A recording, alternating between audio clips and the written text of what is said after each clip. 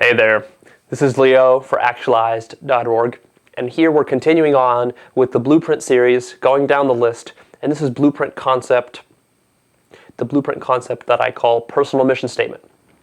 So this one's going to be pretty straightforward and clear-cut, but my objective is to really convince you of the importance of it.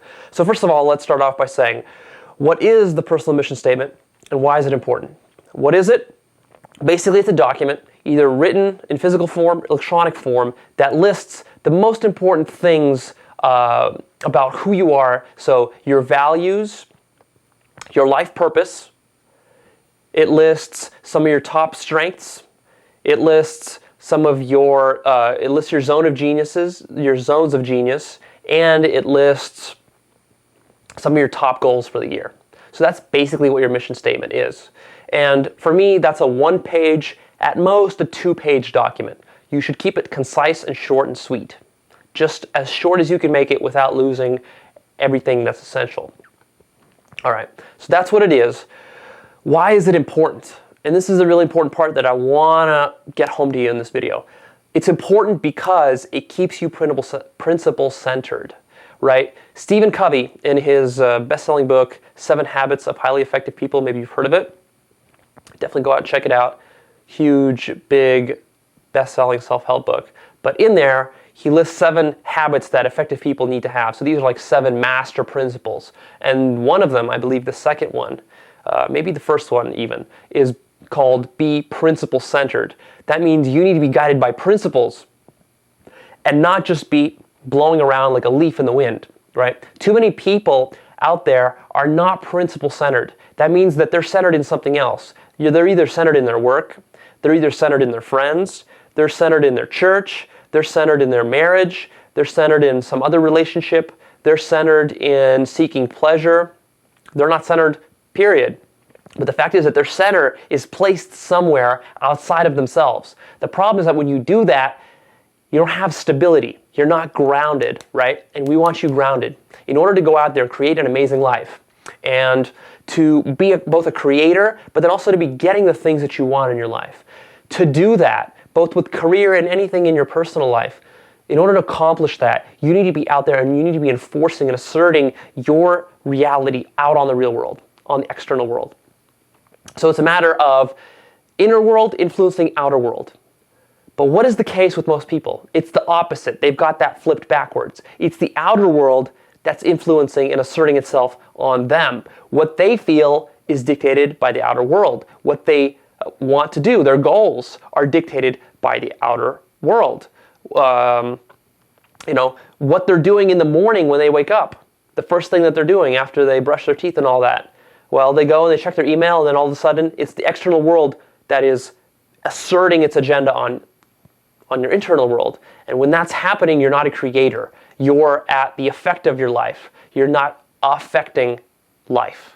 And we want to flip that back around the way that it should be for you. And the way to do that is to have a personal mission statement. So this is how it starts. Now, mission statement, now we're going to get into the meat of what it means to have a personal mission statement. First point, and I'm going to give you a format for exactly everything you need to have on it a little bit later. Right now, though, we're going to start with how do you implement this in your life. So once you understand the importance of it and you get a buy-in for why you need a mission statement, here's what you're actually going to be doing to get it to function in your life. Because the idea is pretty simple. The problem is that you're not actually executing on it. That's the problem that I find with most people. So first of all, write it. If you don't have it, if you've never sitting down to write a personal mission statement, you're going to want to sit down and do it. And you'll know what to do because I'm going to give you a full format for how to do it. And it's going to be down below in the article. So you're going to write it out. But then that's the easy part. After you've written it out, you're going to read it every morning as part of your daily ritual for 5 minutes.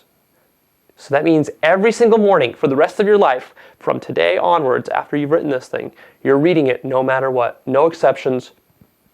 You're reading it for 5 minutes.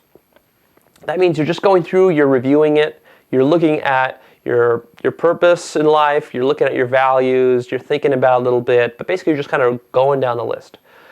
Yes, sure, it gets boring. You still have to do it. It's important. And you're probably going to think, but is it really important? Is it really worth spending 5 minutes of my morning doing this stuff? Yes, it is. It's that important. You have to be principle setter. That's one of the key principles. That's the reason that it's 1 or 2 in Stephen Covey's 7 Habits, is because it is that important. You have to start influencing the world rather than the world starting to influence you. And the best way to do that is to make this part of your routine. So just like you would when you get up, and when you get out of bed, what do? You usually go brush your teeth. At least I hope you do. Maybe you floss. Maybe you go take a shower, put your contact lenses in, put your makeup on, whatever you got to do, get yourself pretty, and then you go to work or you have breakfast. Part of that routine, as soon as you're done with all your shower stuff, then get your personal mission statement in there as soon as possible. So you don't need to do it the second you wake up. I find that that just interferes too much with your with personally my hygiene ritual. But after my hygiene ritual, the first thing I do is I read my mission statement. I do it every morning for 5 minutes. And that's something that you're just going to have to do. You have to build a habit of it. It's going to take you perhaps 30 days to build this habit. So give yourself 30 days. Those first 30 days, it's going to be inconvenient. It's going to be a bit of pain in the ass, but it's only 5 minutes, so it shouldn't be that bad. It's a pretty easy habit to build. Do it for 30 days. After that, it's going to get much easier. Yes, even after that, you still have to keep doing it. You're going to have a tendency, even after the first 7 days, you're going to be like, well, Leo, I already know this thing by heart. It's pretty simple. It's not a complicated document. I know all the stuff on here. I've memorized it. I committed it. Surely I don't need to keep doing this. Just a waste of 5 minutes.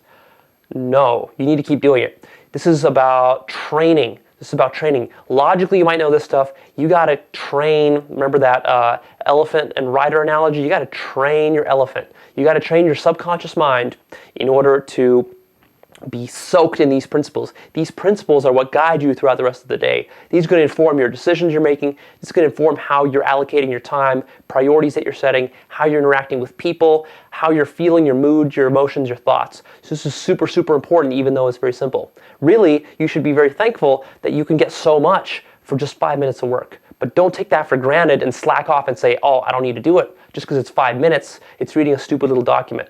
No, you have to do it. It's important. And what I really want you to do is to get your buy-in on this. Because the reason that you're not going to follow through on this entire principle of having a personal mission statement, and by having it, I mean you're looking at it every day. Because if you just have it somewhere tucked in under a drawer under your bed, and you haven't looked at it in 5 years, it's covered with dust and spiders, that's not going to do you any good.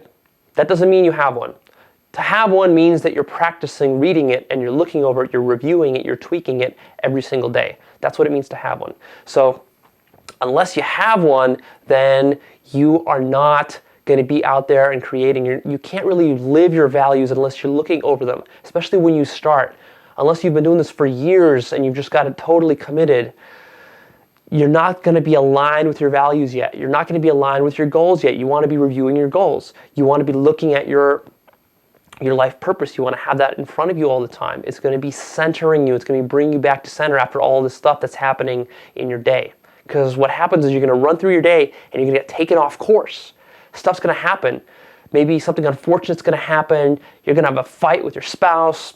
You have a problem with your kids. Your boss is going to yell at you. Your clients are going to throw a wrench in your whole equation, and then you're going to be putting out fires the whole rest of the day, and you're going to be frazzled and frantic, and you're going to go to bed, and then you're going to wake up the next morning, and you're still going to have that. Basically, what's going to happen is you're going to be shifted a little bit. The external world is going to shift you from your center, from your principles, and you need to bring yourself back and remind yourself, oh, I actually value X, Y, and Z. My mission purpose, my life purpose is actually X. And my goals right now, my top goals are actually A, B, C. You're going to need that to bring you back to center. So I don't know how else to convince you of this. Really, you're going to have to struggle through it. And the first time around, you're probably not going to believe me that it's important.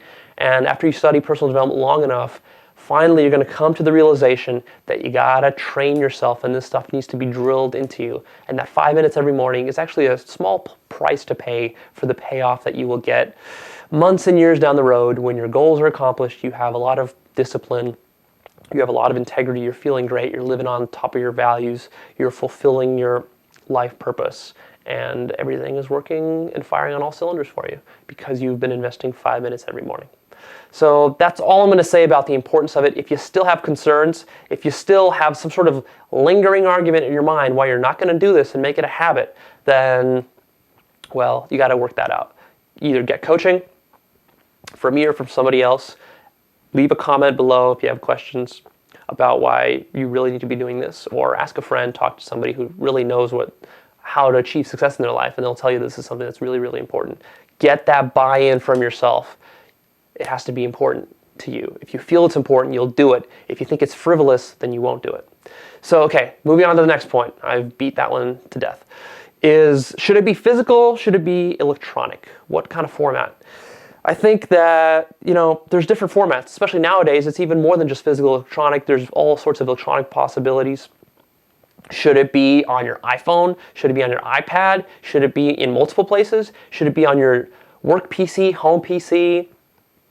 That's if it's electronic. If it's physical, should it be in a binder? Should it be on a sheet of paper that you're posting on your bathroom mirror? Should it be a fancy little diary? What should it be there? I think any one of those can work. Probably multiple combination of those can work. It really depends on your own preferences. Here, I'm going to give you the leeway to figure out what is going to work for you. What I like about electronic, and that's the way that I keep mine, is on my laptop. Electronically, is what's nice about it is that you can edit it. You can edit it easily. Because if you've got it in some fancy binder and it's all laminated, or if you've got it in a nice diary that you don't want to mark up and erase and cross stuff out in, or if you've got it on your bathroom mirror, how are you going to edit that sucker? And that's actually going to be our next point, is that you have to keep editing this thing, because this is a live document. As you're growing, as you're discovering more about yourself, and you will be, you're going to want to polish this stuff up. What I found personally is that as I'm reviewing this every morning, because I'm reviewing it so often, I start to make subtle changes to it. Subtle shifts in wording.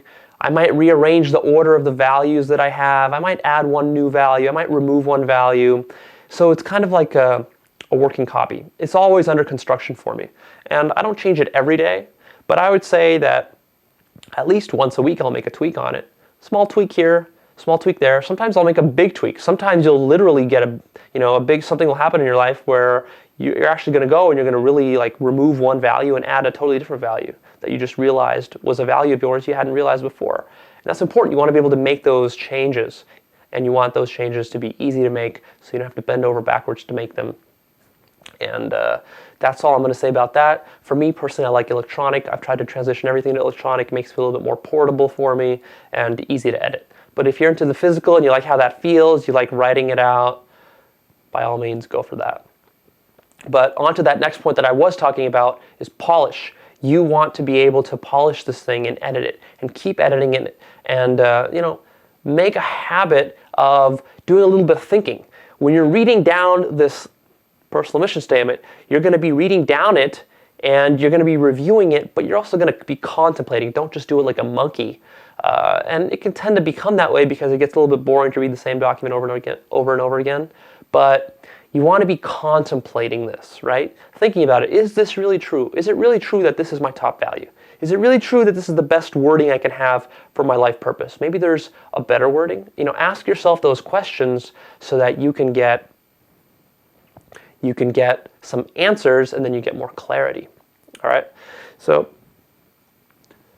I just went ahead there and moved my PowerPoint up to the next slide, because what I want here is I want to give you the format for the mission statement, and for this I used a PowerPoint behind the camera so that I can give you all the points of the mission statement format. So you have them right here. You don't even need to go down into the article to fish them out, but they'll be there too. So what is the mission statement format? All right, this is my format. This is like the magic recipe, the one that I use, and everyone's going to have a different format. For me, this has worked really well. So go with this one, use it, and then you can, once you get a little bit more advanced and you build up the habit, you can play around with the format. For me, it starts like this. One is your general purpose in life. What is your general purpose? And this is going to be different than the second point, which is your specific life purpose. So for me, I like to have a general purpose and a specific one.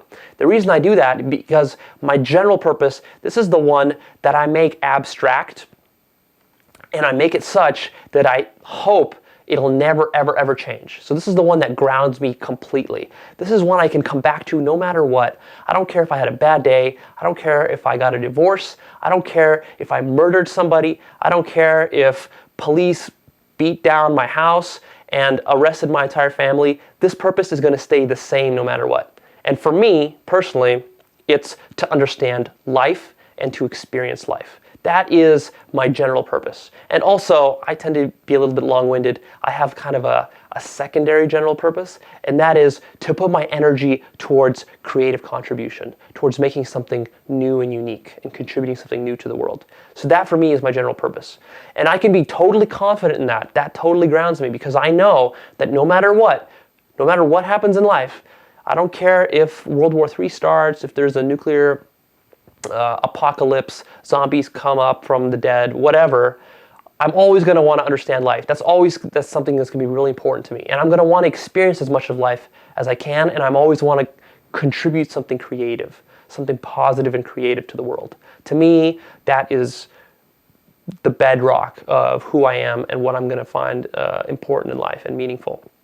For you, that might be something different. So I definitely encourage you to think about this. You're going to have to go through, and when you're writing the statement, you have to think about each one of these points, and it can take you days, weeks, months, maybe even years to really get to the core of what it is that your true answers are for you, what your authentic answers are to all these points in the format.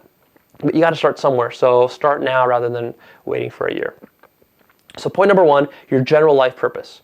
For you, that general life purpose might not be to understand life. Maybe you don't care about understanding life. I'm an analytical guy. I like to understand stuff. Maybe for you it's living with love. Maybe for you it's about excitement. Maybe for you it's about, I don't know, going out there and being a thrill seeker and adventure.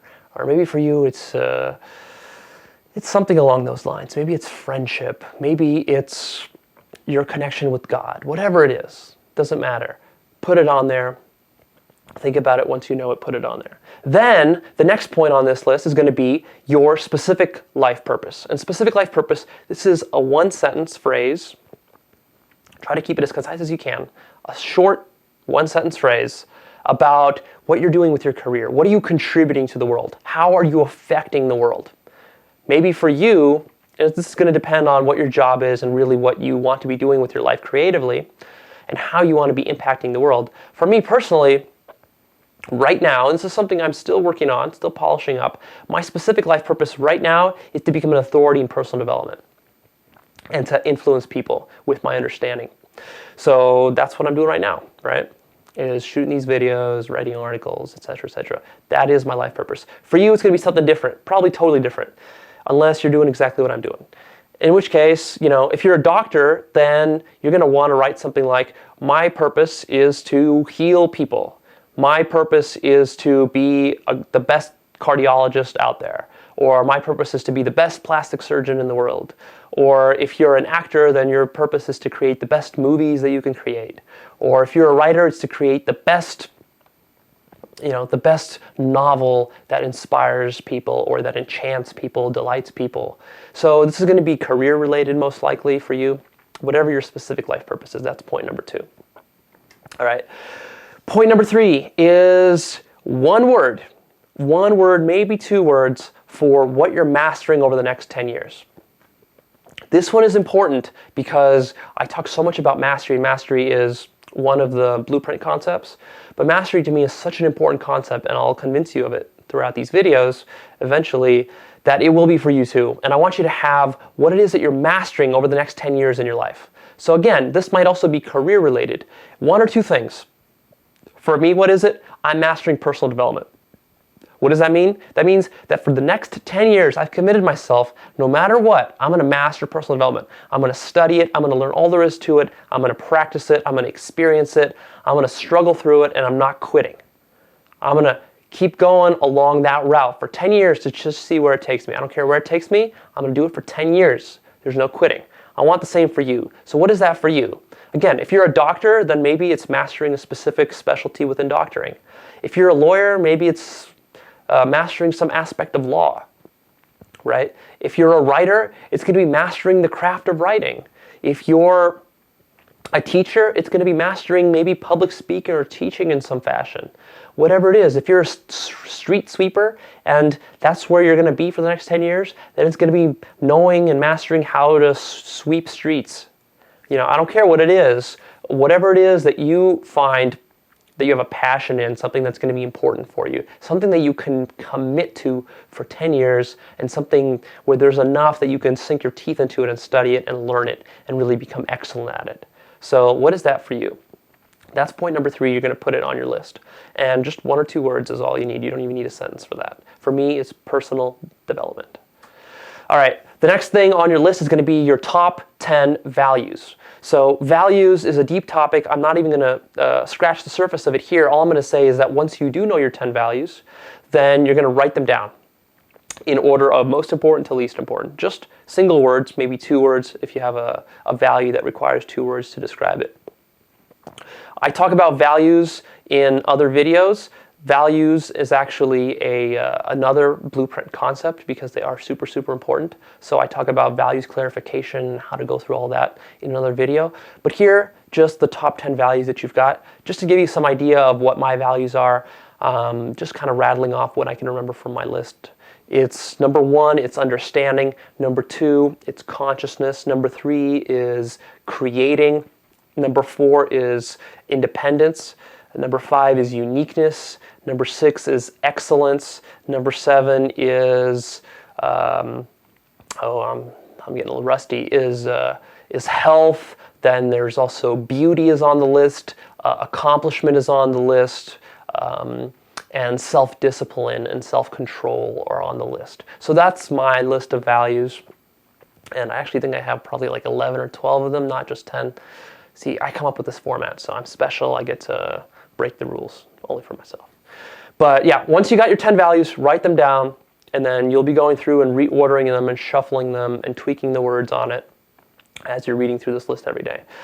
So your top 10 values, and then of course, the next point moving down the list is going to be your top 5 feelings.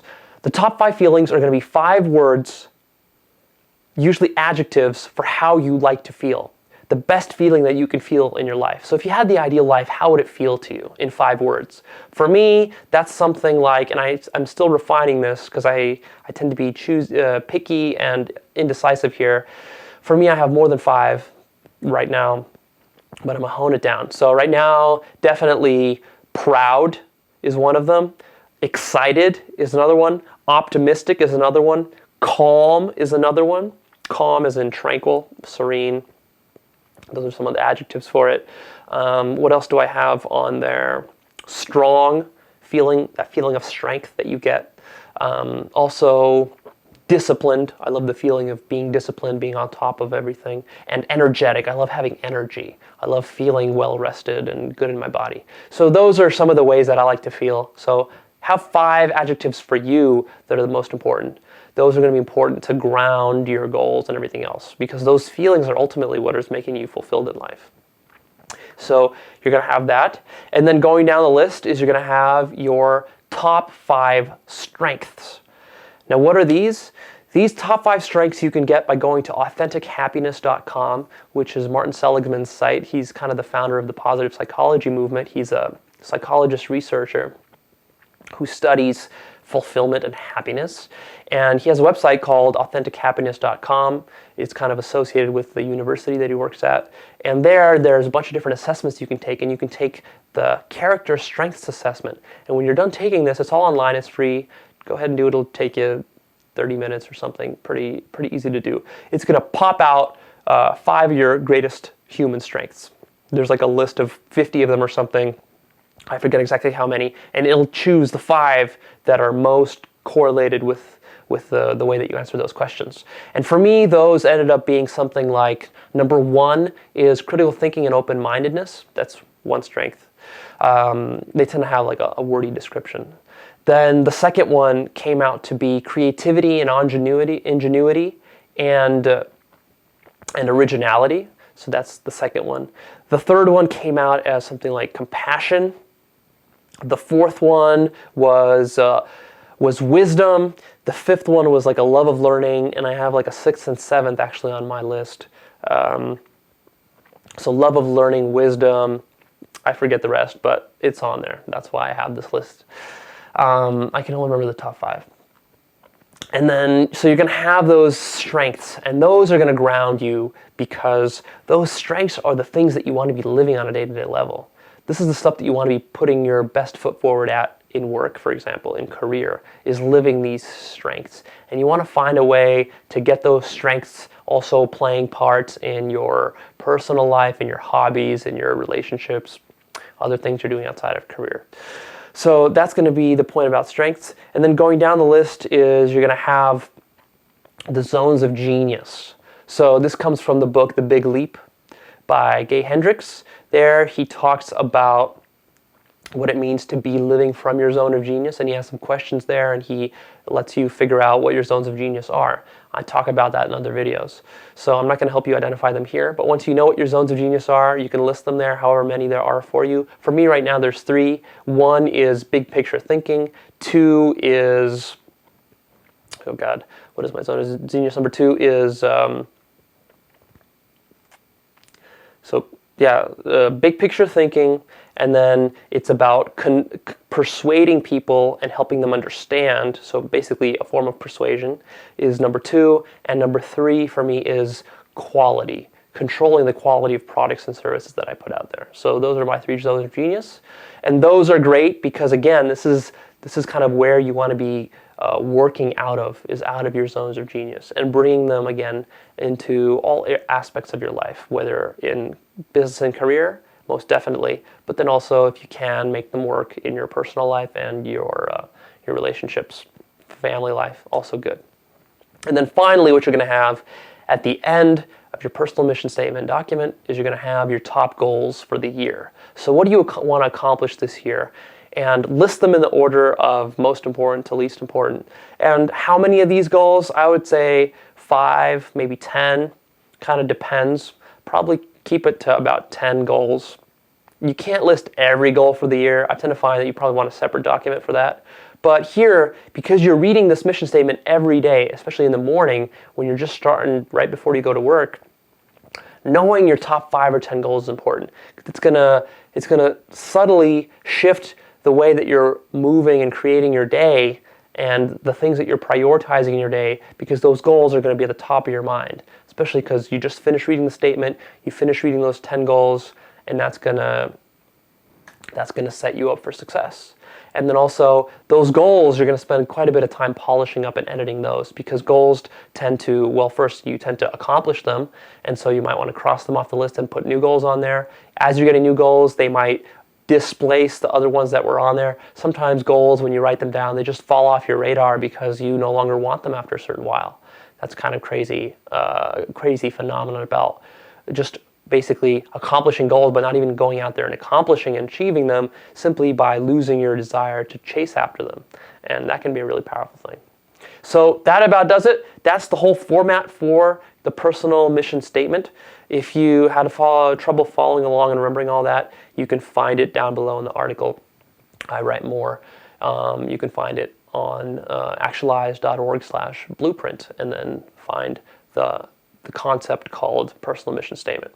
So that about does it. I hope you're convinced about the importance of this. I hope you can see that if you're going through and you're looking every day, every morning for 5 minutes at your general purpose in life, your specific life purpose, what you're mastering, your top 10 values, your top 5 feelings, your top 5 strengths, your zones of genius, and your top goals for the year.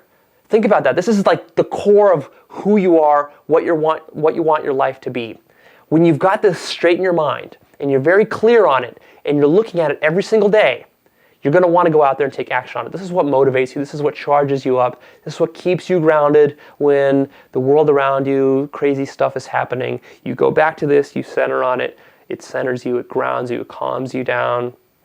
It gets your mind thinking about what's ultimately most important, what you want to create. And this is how you are becoming principle-centered. This is how you take what Stephen Covey talks about and you turn it into an actual force in your life, is you spend 5 minutes every morning doing it no matter what. No excuses, no exceptions. I don't care if it's boring. I don't care what. It's worth it. If you want to be successful, if you want to have a lot of money, if you want to have awesome relationships, if you want to be living an exciting life, if you want to be living that kind of life that's aligned with your top 10 values, if you want to be living in your top 5 strengths, if you want to be living in your zone of genius, if you want to be accomplishing your top 10 goals for the year, if you want to be mastering something powerful and important, if you want to be living your life purpose, and you want to be feeling your top 5 feelings, then you should probably review those once in a while, don't you think?